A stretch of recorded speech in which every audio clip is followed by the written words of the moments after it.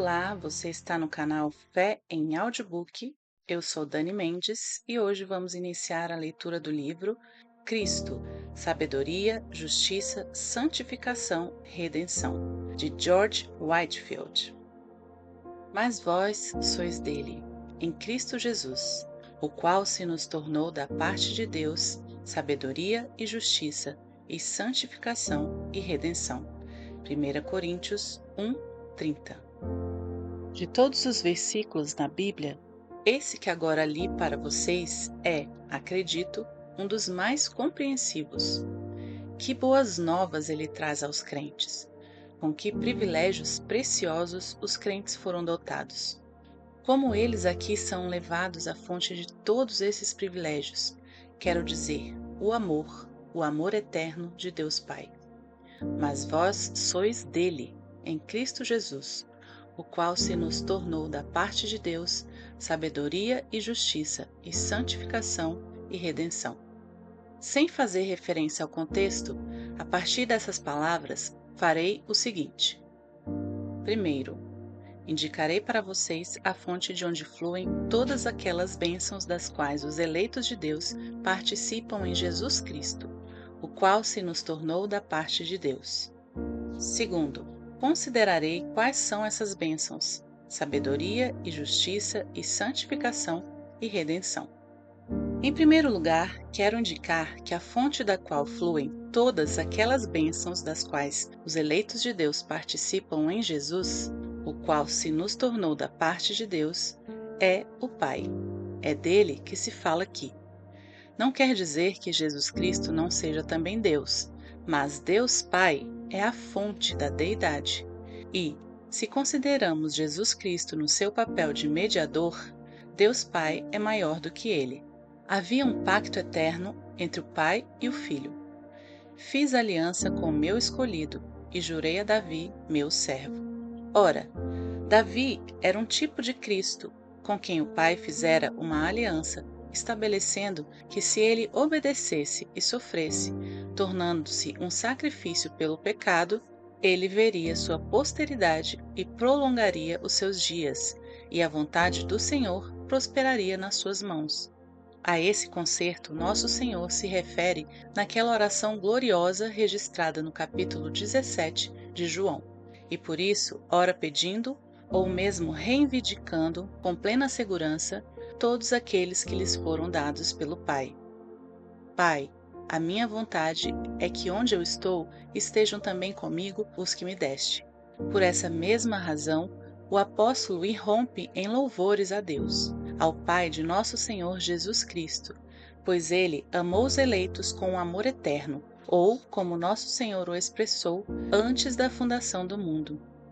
Portanto, para mostrar-lhes a quem deviam a sua salvação, nosso Senhor, no capítulo 25 de Mateus, representa a si mesmo dizendo: Vinde, benditos de meu Pai, entrai na posse do reino que vos está preparado desde a fundação do mundo.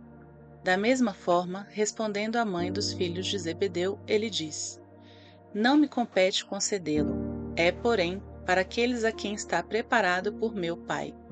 O apóstolo Paulo, portanto, quando aqui fala aos coríntios dos privilégios dos cristãos, para que estes não prestem culto ao seu próprio valor, nem pensem que sua salvação se devia à sua própria fidelidade ou ao exercício do seu próprio livre-arbítrio, relembra-os que devem olhar para trás para o amor eterno de Deus Pai, em Cristo Jesus, o qual se nos tornou, etc. Queira Deus que esse tópico de doutrina fosse levado mais em consideração e que as pessoas estudassem melhor a aliança da redenção, feita entre o Pai e o Filho. Então não haveria tantas disputas contra a doutrina da eleição, nem a ouviríamos condenada, até mesmo por homens bons, como uma doutrina de demônios. Quanto a mim, não vejo como a verdadeira humildade de coração possa ser conseguida sem o conhecimento dessa doutrina. E embora eu não diga que todo aquele que nega a eleição é um homem mau, não deixarei de dizer, juntamente com aquele doce cantor, o Sr. Trail, que é um péssimo sinal.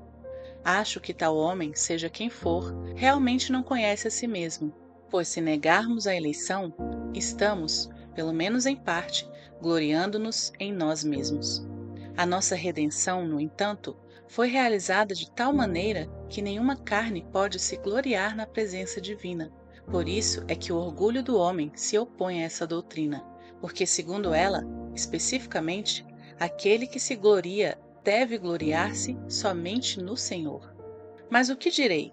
A eleição é um mistério que brilha com tamanho fulgor resplendente que, citando as palavras de alguém que bebeu profundamente do amor segundo a eleição, ofusca os olhos fracos de alguns dos queridos filhos de Deus. Mesmo assim, embora estes não o saibam, todas as bênçãos que recebem, todos os privilégios de que desfrutam ou desfrutarão mediante Jesus Cristo, fluem do amor eterno de Deus Pai. Notem, mas vós sois dele, em Cristo Jesus, o qual se nos tornou da parte de Deus sabedoria e justiça e santificação e redenção. Em segundo lugar, quero mostrar quais são essas bênçãos que aqui nesta passagem são transmitidas aos eleitos mediante Cristo. A primeira bênção é: Cristo se tornou sabedoria para eles. No que então consiste a sabedoria verdadeira? Se eu lhes perguntasse, talvez alguns responderiam: em satisfazer a concupiscência da carne e em dizer à sua alma: come, bebe e se alegre. Essa, porém, não passa de sabedoria de ignorantes, os quais têm tanto gosto e apetite pelos prazeres sensuais como o maior epicurista da terra. Outros me diriam que a verdadeira sabedoria consiste em adquirir casas e campos e em chamar as terras pelos seus próprios nomes. No entanto, essa não pode ser a verdadeira sabedoria, pois as riquezas frequentemente criam asas e voam para longe, como uma águia em direção aos céus. Até a própria sabedoria nos assegura que a vida do homem não consiste na abundância das coisas que possui. Vaidade, vaidade, todas essas coisas são vaidade, pois se as riquezas não abandonam o dono logo terá que deixar as riquezas, porque os ricos também devem morrer e deixar suas riquezas aos outros. Suas riquezas não podem livrá-los do sepulcro, para onde todos nós estamos indo rapidamente. Mas talvez vocês desprezem as riquezas e os prazeres, e portanto digam que a sabedoria é aquela que se acha nos livros. Contudo, é possível que saibam contar o número das estrelas e citar o nome de todas elas, e ainda permaneçam tolos. Os homens cultos nem sempre são sábios. Não, a cultura que geralmente recebemos, tão louvada por todos, torna os homens em meros estultos habilidosos. Não querendo deixá-los num suspense, mas intentando humilhá-los ao mesmo tempo, vou mandá-los para uma escola paga, a fim de aprenderem o que é a sabedoria verdadeira. Conhece-te a ti mesmo, era o ditado de um sábio da Grécia. Essa certamente era a sabedoria verdadeira, e semelhante àquela mencionada no texto, o qual diz que Jesus Cristo se tornou sabedoria para todos os eleitos. Eles são obrigados a conhecerem a si mesmos, de modo que não tenham um conceito elevado de si próprios. Antes estavam nas trevas, agora são luz no Senhor, e nessa luz veem as suas próprias trevas. Agora lastimam sua condição de criaturas caídas por natureza, mortas nas transgressões e nos pecados, filhos e herdeiros do inferno e filhos da ira. Percebem agora que toda sua justiça é apenas como trapos de imundícia, que não há saúde na sua alma, que são pobres e miseráveis, cegos e nus, e que não há outro nome dado debaixo dos céus, mediante o qual possam ser salvos, senão o de Jesus Cristo. Veem a necessidade de abraçar o Salvador e percebem a sabedoria de Deus ao designá-lo para ser Salvador. Além disso, são tornados dispostos a aceitarem a salvação segundo as condições impostas por nosso Senhor e a recebê-lo como seu tudo. Assim, Cristo se lhes torna sabedoria. A segunda bênção é justiça, o qual se nos tornou da parte de Deus sabedoria e justiça. A totalidade da justiça pessoal de Cristo é imputada a eles e considerada como deles. Sendo capacitados pela fé a afirmar-se em Cristo, Deus Pai apaga suas transgressões como se fossem uma nuvem espessa, Dos seus pecados e iniquidades não se lembra mais. São feitos justiça de Deus em Jesus, que é o fim da lei para a justiça de todo aquele que crê. Em certo sentido, Deus agora não vê neles nenhum pecado. A aliança das obras é inteiramente cumprida neles. São realmente justificados, absolvidos e considerados justos aos olhos de Deus. São perfeitamente aceitos no amado. Estão completos nele. A espada flamejante da ira de Deus, que antes girava em todas as direções, agora é removida, e livre acesso é dado à árvore da vida. São capacitados a estender o braço da fé, colher o fruto e viver para todo sempre. É daí que o apóstolo, consciente desse privilégio abençoado, irrompe nesta linguagem triunfante. É Cristo quem justifica. Quem condenará? O pecado condena? A justiça de Cristo liberta os crentes da culpa do pecado.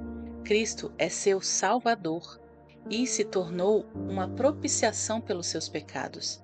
Quem, portanto, intentará acusação contra os eleitos de Deus? A lei condena? Ora, tendo a justiça de Cristo imputada a eles, estão mortos para a lei, a qual era aliança de obras. Cristo a cumpriu para eles e no seu lugar. A morte os ameaça? Ora, não precisam temer. O aguilhão da morte é o pecado. A força do pecado é a lei. Mas Deus lhes deu a vitória, imputando a eles a justiça do Senhor Jesus. E que privilégio está aqui! Foi com razão que os anjos, na ocasião do nascimento de Cristo, falaram aos humildes pastores: Eis aqui vos trago boa nova de grande alegria, a vós que credes em Cristo. Nasceu o Salvador. E bem podem regozijar-se diante da conversão dos miseráveis pecadores, porque o Senhor é a justiça deles. Tem paz com Deus, mediante a fé no sangue de Cristo, e nunca entrarão em condenação. Ó crentes, pois esse sermão se dirige de modo especial a vocês. Levantem as suas cabeças, alegrai-vos sempre no Senhor. Outra vez digo, alegrai-vos. Cristo se tornou da parte de Deus justiça. O que, pois, podem temer? Vocês são feitos nele justiça de Deus. Podem ser chamados o Senhor, nossa justiça. De que, pois, podem ter medo? Doravante, o que nos separará do amor de Cristo? Será tribulação, ou angústia, ou perseguição, ou fome, ou nudez, ou perigo, ou espada? Não. Estou bem certo de que nem morte, nem vida, nem anjos, nem principados, nem coisas do presente, nem do porvir, nem poderes, nem altura, nem profundidade, nem qualquer outra criatura poderá separar-nos do amor de Deus, que está em Cristo Jesus, nosso Senhor, que se nos tornou da parte de Deus justiça. Esse é um privilégio glorioso, mas é apenas o início da felicidade dos crentes. A terceira bênção é: Cristo não somente se tornou justiça para eles, mas também santificação. Com santificação, não me refiro a uma mera obediência hipócrita às ordenanças externas.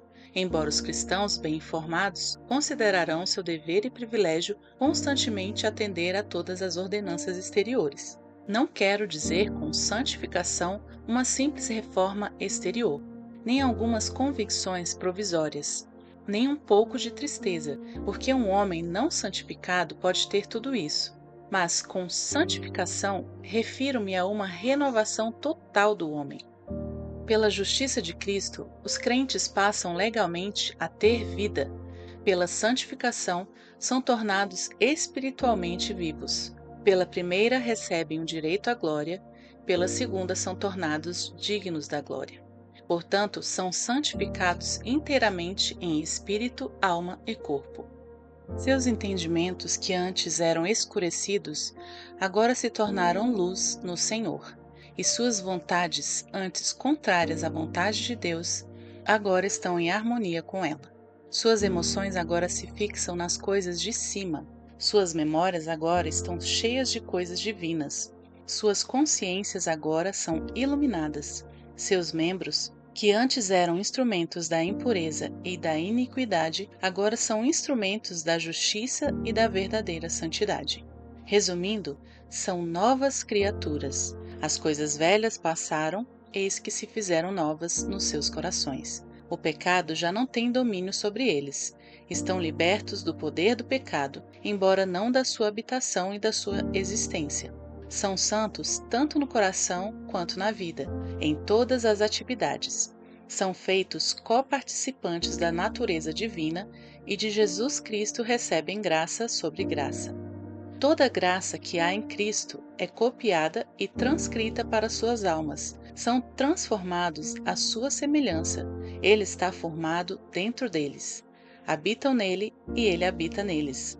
São guiados pelo Espírito e produzem os frutos do Espírito. Sabem que Cristo é seu Emanuel, Deus com eles e neles. São templos vivos do Espírito Santo.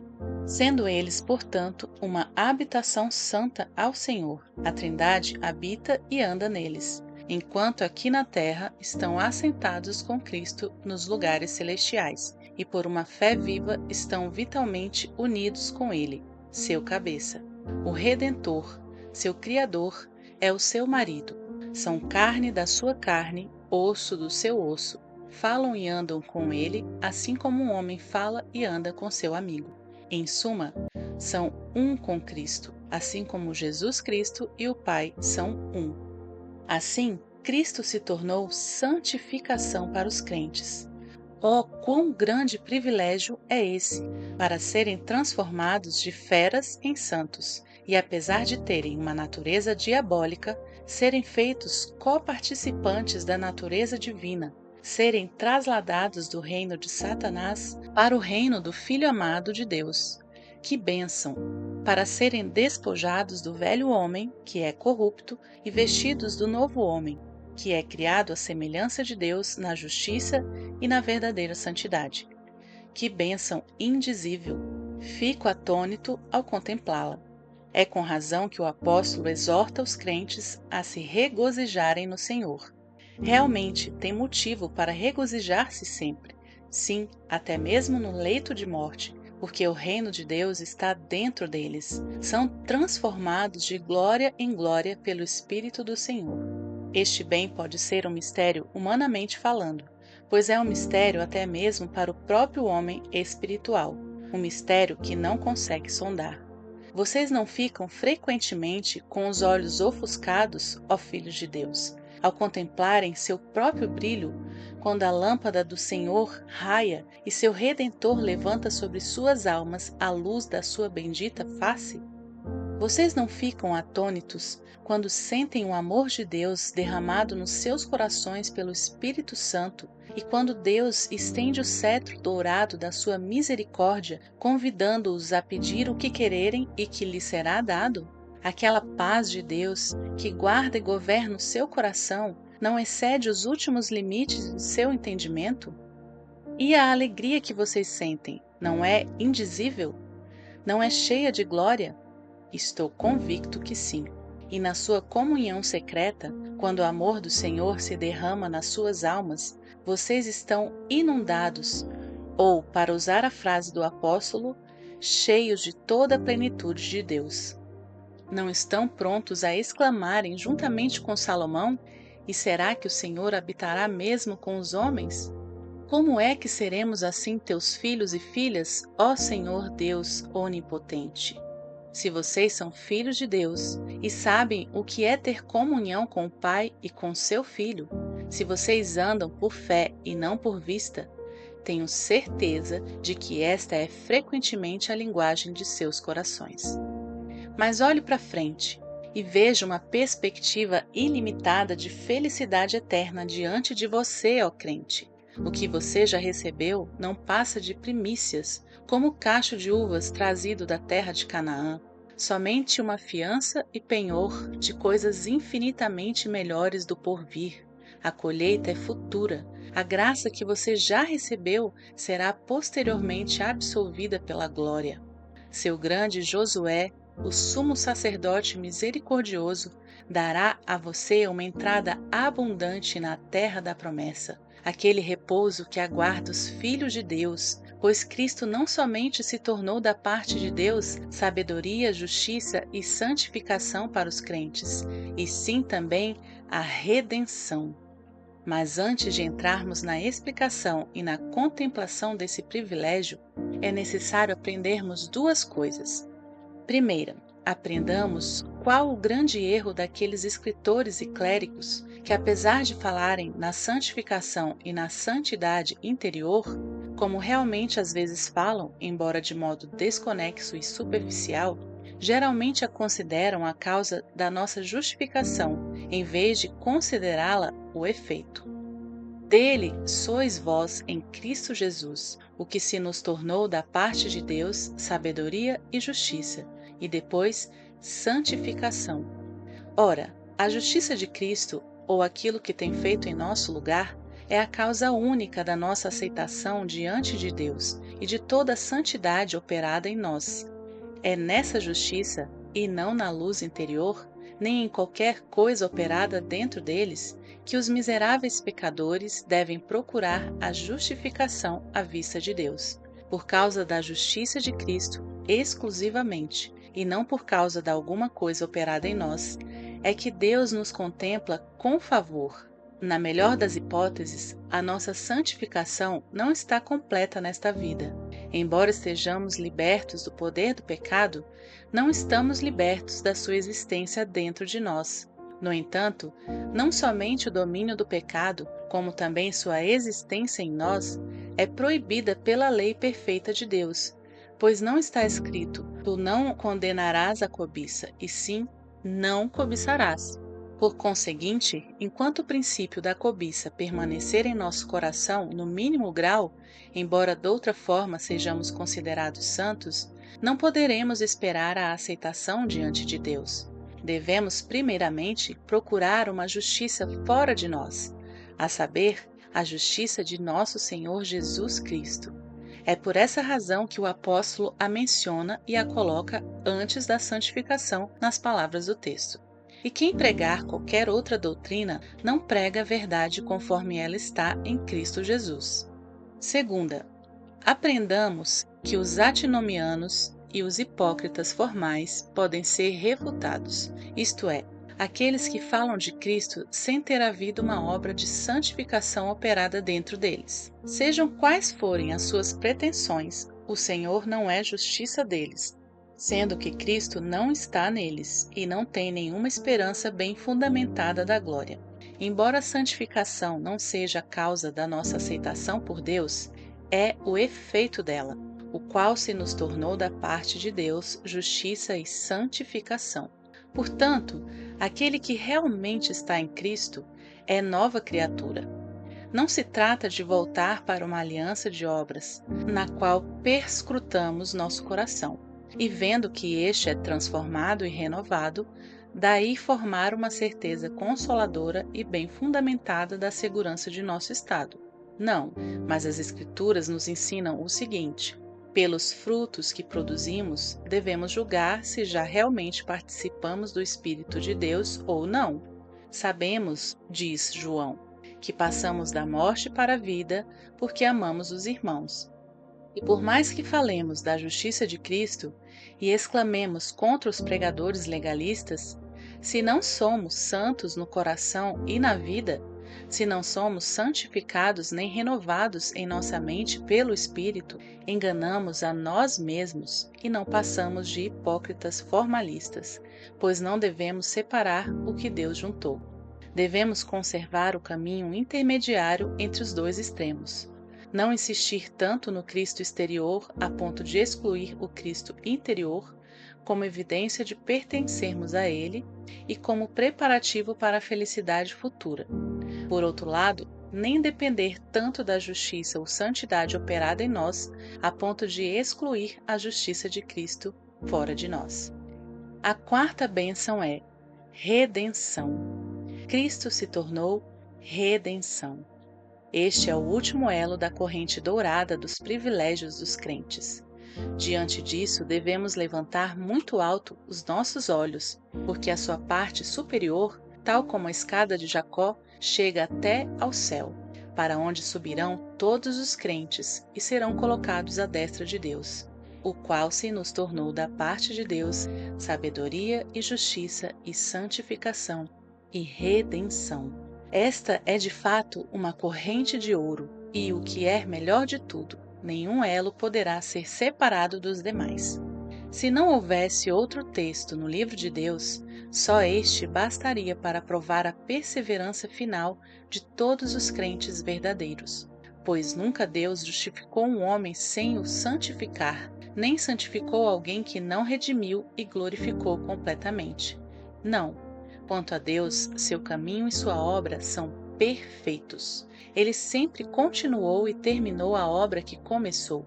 Assim foi na primeira criação, assim também é na nova criação. Quando Deus diz, haja luz, há luz que brilha mais e mais até ser dia perfeito, no qual os crentes entram no seu descanso eterno, como Deus entrou no dele. Aqueles a quem Deus justificou, ele com efeito glorificou, pois como o merecimento do homem não foi a causa de Deus lhe outorgar a justiça de Cristo, assim também sua falta de merecimento não será o motivo de remover essa justiça. Os dons e a vocação de Deus são sem arrependimento. E não posso pensar que aqueles que negam a perseverança final dos santos têm noção clara da justiça de Cristo. Receio que eles entendem a justificação naquele sentido baixo em que eu mesmo a entendia há poucos anos, como sendo nada mais do que a remissão dos pecados. Entretanto, não somente significa a remissão dos pecados passados, mas também um direito constitutivo a todas as coisas boas do porvir. Se Deus nos tem dado o seu Filho, como não nos dará com ele livremente todas as coisas? Por isso o apóstolo, depois de dizer, o qual se nos tornou da parte de Deus justiça, não diz, talvez ele nos seja feito santificação e redenção, e sim que ele já se tornou essas coisas, pois há uma conexão eterna e indissolúvel entre esses privilégios abençoados. Da mesma maneira como a obediência de Cristo é imputada aos crentes, a sua perseverança naquela obediência é também imputada a eles. Levantar objeções contra isso evidencia grande ignorância da aliança da graça e da redenção. Com a palavra redenção, não devemos entender que apenas significa uma libertação completa de todo o mal, mas implica também em pleno desfrute de todo o bem, tanto no corpo quanto na alma. Isso mesmo, tanto no corpo quanto na alma, pois o Senhor também é para o corpo. Os corpos dos santos nesta vida são templos do Espírito Santo. Deus faz uma aliança com o pó dos crentes. Depois da morte, embora os vermes o destruam, mesmo na sua carne verão a Deus. Receio realmente que existem em nossos dias alguns saduceus, ou pelo menos hereges, que dizem que não há ressurreição do corpo, ou que a ressurreição já se foi, a saber, na nossa regeneração. Daí acontecer que a vinda do nosso Senhor pessoalmente, no dia do juízo, é negada. Consequentemente, devemos descartar a ordenança da ceia do Senhor. Por que então devemos lembrar-nos da morte do Senhor até que ele venha para o juízo, se ele já veio julgar os nossos corações e não virá a segunda vez? Mas isso se trata apenas do raciocínio de homens ignorantes e instáveis, que certamente não sabem o que dizem nem entendem o que afirmam. Reconhecemos livremente que devemos seguir o nosso Senhor na regeneração, participar do novo nascimento, ter Cristo em nossos corações e esperamos, ao falarmos dessas coisas, que não falamos mais do que conhecemos e sentimos. Ao mesmo tempo, fica claro que Jesus Cristo virá futuramente para o julgamento e que ele subiu ao céu com o corpo que tinha aqui na terra, pois após sua ressurreição ele disse: apalpai-me e verificai, porque um espírito não tem carne nem ossos, como vedes que eu tenho. É evidente que a ressurreição de Cristo foi um penhor da nossa, porquanto o apóstolo declarou: Cristo ressuscitou dentre os mortos, sendo ele as primícias dos que dormem. Como em Adão todos morrem e estão sujeitos à morte, assim também todos que estão em Cristo, o segundo Adão, que representa os crentes como cabeça federal, certamente serão vivificados ou ressuscitarão em seus corpos no último dia. Aqui, pois, ó crentes, está um dos graus, embora seja o mais baixo, daquela redenção da qual vocês participarão futuramente. Refiro-me à redenção dos seus corpos. Convém que isto que é corruptível se revista da incorruptibilidade, e que isto que é mortal se revista da imortalidade. 1 Coríntios 15, 53. Seus corpos, bem como suas almas, foram dados a Jesus Cristo pelo Pai. Eles têm sido companheiros nas vigílias, nos jejuns e nas orações. Seus corpos, portanto, assim como suas almas, serão ressuscitados por Jesus Cristo no último dia. Por isso, não temam, irmãos, em olhar para a sepultura, pois para vocês não é mais do que um dormitório consagrado, onde seus corpos dormirão quietamente até a manhã da ressurreição. Então, quando soar a voz do arcanjo e a trombeta de Deus der o sinal definitivo, levantai-vos, ó mortos, e vinde para o juízo. A terra, o ar, o fogo e a água devolverão vossos átomos espalhados, e tanto no corpo quanto na alma vocês estarão para sempre com o Senhor. Não duvido que muitos de vocês estejam gemendo com corpos doentios, queixando-se que o corpo mortal é um fardo para a alma imortal. Pelo menos é esse o meu caso, mas tenhamos um pouco de paciência, e logo seremos libertos das nossas prisões terrestres. Dentro em breve, estes tabernáculos de barro serão dissolvidos e seremos revestidos da nossa casa, que é celestial. A partir daí, nossos corpos serão espiritualizados, e longe de serem empecilhos para nossas almas por causa da sua fraqueza, tornar-se-ão fortes. Tornar-se-ão tão fortes que aguentarão um imenso e eterno peso de glória. Outros ainda talvez tenham corpos deformados, enfraquecidos pela enfermidade e esgotados pela labuta e velhice. Mas esperem um pouco até que venha sua mudança abençoada mediante a morte. Então seus corpos serão renovados e tornados gloriosos, como o corpo glorioso de Cristo, sobre o qual podemos formar uma pálida ideia com base no relato da transfiguração de nosso Senhor no monte. O seu rosto resplandecia como o sol, e as suas vestes tornaram-se brancas como a luz. Mateus 17:2. Com razão, portanto, o crente pode irromper na linguagem triunfante do apóstolo. Onde está, ó morte, a sua vitória? Onde está, ó morte, o seu aguilhão? 1 Coríntios 15, 55. Mas o que é a redenção do corpo em comparação com a parte melhor, a nossa alma? Devo, portanto, dizer-lhes, irmãos, o que o anjo disse a João: sobe aqui, para obterem a visão mais clara possível da redenção que Cristo comprou para vocês e que logo lhes dará como fato consumado. Vocês já estão justificados, já estão santificados e, portanto, estão libertos da culpa e do domínio do pecado. Mas, conforme já observei, o pecado ainda existe e habita em vocês. Deus acha por bem deixar alguns amalequitas na terra para manter seu Israel ativo. Estou convicto de que o cristão mais perfeito deve concordar que, segundo um dos nossos artigos de fé, a corrupção da natureza permanece até mesmo nos regenerados, que a carne sempre luta contra o espírito e o espírito contra a carne. Sendo assim, os crentes não podem fazer coisas para Deus com a perfeição que desejam. Esse fato aflige suas almas justas dia após dia e leva-os a exclamar com o grande apóstolo: quem me livrará do corpo desta morte? Dou graças a Deus que nosso Senhor Jesus o fará, mas não de modo completo antes do dia da nossa morte. Então será destruída a própria existência do pecado, e a corrupção inata que em nós habita será eternamente desfeita. E não é esta uma grande redenção?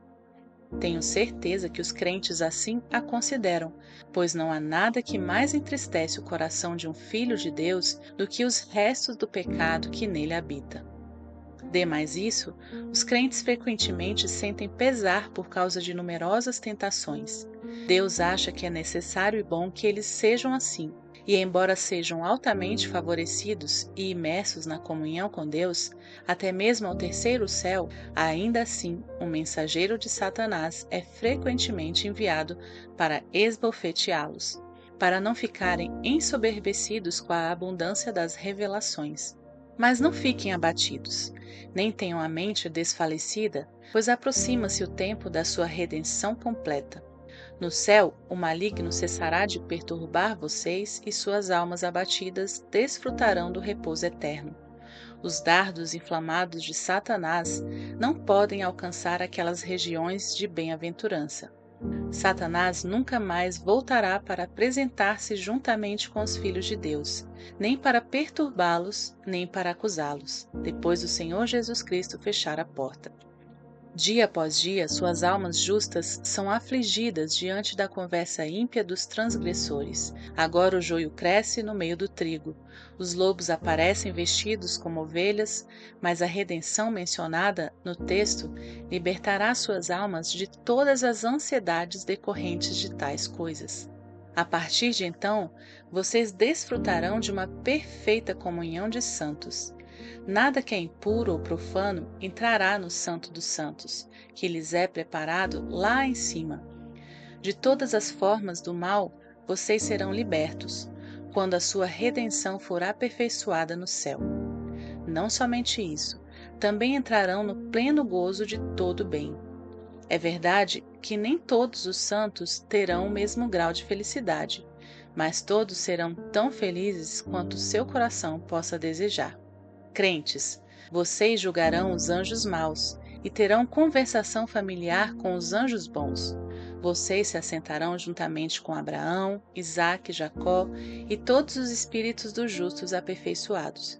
E para resumir toda a sua felicidade numa só palavra, vocês verão Deus Pai, Filho e Espírito Santo.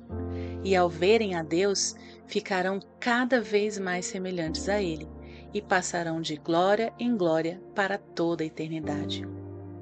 Mas preciso parar. As glórias dos lugares celestiais entram na minha alma tão rapidamente e em tão grande medida que fico engolfado na contemplação delas. Irmãos, a referida redenção é inefável. O olho não viu, nem o ouvido ouviu, nem entrou no coração dos homens mais santos que existem conceber quão grande ela é. Se eu fosse entreter-lhes durante eras inteiras com o relato dela, vocês, ao chegarem no céu, teriam que dizer conforme a rainha de Sabá disse: nem metade, nem a milésima parte nos foi contada. Tudo quanto podemos fazer nesse caso é subir ao Monte Pisga e, com o olho da fé, contemplar uma vista distante da terra prometida. Podemos vê-la de longe, como Abraão viu a Cristo, e nos regozijar nela. Mas aqui somente a conhecemos em parte. Louvado seja Deus, porque virá um tempo em que o conheceremos conforme somos conhecidos, e Ele será tudo em todos. Senhor Jesus, completa o número dos teus eleitos. Senhor Jesus, apressa a vinda do teu reino. E agora, onde estão os zombadores desses últimos dias, os quais consideram loucura a vida dos cristãos e sem honra o fim deles? Infelizes, vocês não sabem o que fazem. Se tivessem os olhos abertos e sentidos para discernir as coisas espirituais, vocês não profeririam todo tipo de maldades contra os filhos de Deus, mas os estimariam como a pessoas excelentes da terra e invejariam a felicidade deles. Suas almas teriam fome e sede dessa felicidade. Vocês também se tornariam fanáticos por amor a Cristo. Vocês se jactam da sua sabedoria, assim faziam os filósofos em Corinto. Todavia, a sua sabedoria é estultícia aos olhos de Deus. Para o que lhe servirá a sua sabedoria, se não os tornar sábios para a salvação? Podem, com toda a sua sabedoria, propor um esquema mais consistente sobre o qual edificar suas esperanças da salvação do que aquele que agora lhes foi proposto? Podem, com toda a força da razão natural, achar um meio melhor de aceitação com Deus do que mediante a justiça do Senhor Jesus Cristo? É certo pensarem que suas próprias obras poderão de alguma maneira merecê-la ou obtê-la? Caso contrário, por que não querem crer nele? Por que não se submetem à sua justiça? Vocês podem negar que são todos criaturas caídas? Vocês não percebem que estão cheios de distúrbios e que esses distúrbios os tornam infelizes? Não percebem que não podem transformar seus próprios corações? Já não fizeram resoluções muitas e muitas vezes e suas corrupções não continuaram a ter domínio sobre vocês? Acaso não são escravos das suas concupiscências e o diabo não os leva presos segundo a vontade dele? Por que razão não querem vir a Cristo para receberem a santificação? Vocês não desejam ter uma morte como a dos justos, a fim de que tenham um estado futuro igual ao deles? Estou convicto de que não podem aguentar a ideia de serem aniquilados, e muito menos de ficarem eternamente desgraçados. Apesar daquilo que fingem, vocês deverão confessar, se falarem a verdade, que suas consciências os acusam nos momentos mais graves, ainda que não queiram, e até mesmo constrangem vocês a reconhecer que o inferno não é nenhuma ficção. E por que então não querem vir para Cristo? Somente Ele pode obter para vocês a redenção eterna. Corram para eles, pobres pecadores iludidos. Falta-lhes sabedoria. Peçam-na a Cristo. Quem sabe Ele a dará a vocês? Ele pode concedê-la, pois Ele é a sabedoria do Pai.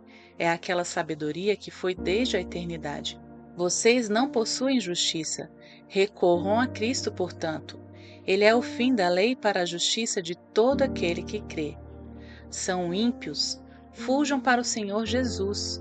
Ele está cheio de graça e de verdade, e da sua plenitude poderão receber todos quanto nele crerem. Parece que vocês têm medo de morrer, que esse fato os impulsione a Cristo. Ele tem as chaves da morte e do inferno. Nele há redenção abundante. Por isso que o raciocinador enganado não se jacte do seu pretenso raciocínio. Seja o que for que pensem, é a coisa mais tola no mundo deixar de crer em Jesus Cristo, a quem Deus enviou. Por que, amigos? Por que vocês hão de morrer? Por que não querem vir para Ele a fim de terem vida? Ah, todos vocês que têm sede, venham às águas da vida e bebam gratuitamente. Venham, comprem sem dinheiro e sem preço. Se aqueles privilégios abençoados que nosso texto menciona pudessem ser comprados com dinheiro, vocês poderiam dizer: somos pobres e não podemos comprar. Ou se fossem outorgados somente a pecadores de tal categoria ou posição social, vocês poderiam dizer: como poderão pecadores, tais como nós, esperar que sejamos tão altamente favorecidos? Entretanto, Deus dá esses privilégios gratuitamente aos piores pecadores. Foram dados a nós, diz o apóstolo, a mim, um perseguidor, a vocês, coríntios, que eram impuros, beberrões, cobiçosos, idólatras. Por isso, cada miserável pecador pode perguntar: por que não a mim, então? Cristo teria uma só bênção para dar? E que dizer se ele já abençoou a milhares de pessoas ao desviá-las das suas iniquidades? Todavia, ele continua o mesmo. Ele vive para sempre a fim de interceder e, portanto, abençoará a vocês, mesmo a vocês também. Embora de modo semelhante a Esaú, vocês tenham sido profanos e até agora tenham desprezado a primogenitura proveniente do seu Pai Celestial, mesmo hoje, se crerem, Cristo se tornará da parte de Deus para vocês sabedoria e justiça e santificação e redenção. Mas preciso falar novamente aos crentes, cuja instrução, conforme salientei antes, este sermão visa especialmente. Vejam, irmãos, participantes da vocação celestial, Que grandes bênçãos estão entesouradas para vocês em Cristo Jesus, seu cabeça, e os direitos que possuem ao crerem no seu nome. Tomem cuidado, portanto, para andarem na dignidade da vocação com que foram chamados. Pensem frequentemente nos grandes favores que receberam e lembrem-se, vocês não escolheram a Cristo, mas Cristo escolheu a vocês. Revistam-se como eleitos de Deus de humildade de coração e gloriem-se somente no Senhor, pois vocês nada possuem a não ser aquilo que receberam da parte de Deus. Por natureza, vocês eram tão estultos, tão legalistas, tão ímpios e estavam numa condição tão condenável como os demais. Sejam misericordiosos, portanto, sejam corteses e, visto que a santificação é uma obra progressiva, acautelem-se de pensar que já alcançaram tudo. Aquele que é santo, continue sendo santo, sabendo que aquele que é mais puro de coração desfrutará futuramente da visão mais nítida de Deus. Que o pecado que habita em vocês seja sua preocupação diária. Não somente lastimem e lamentem, mas cuidem de subjugá-lo diariamente pelo poder da graça divina. Olhem sempre para Jesus como sendo o consumador e não somente o autor da sua fé. Não se firmem na sua própria fidelidade, e sim na imutabilidade de Deus.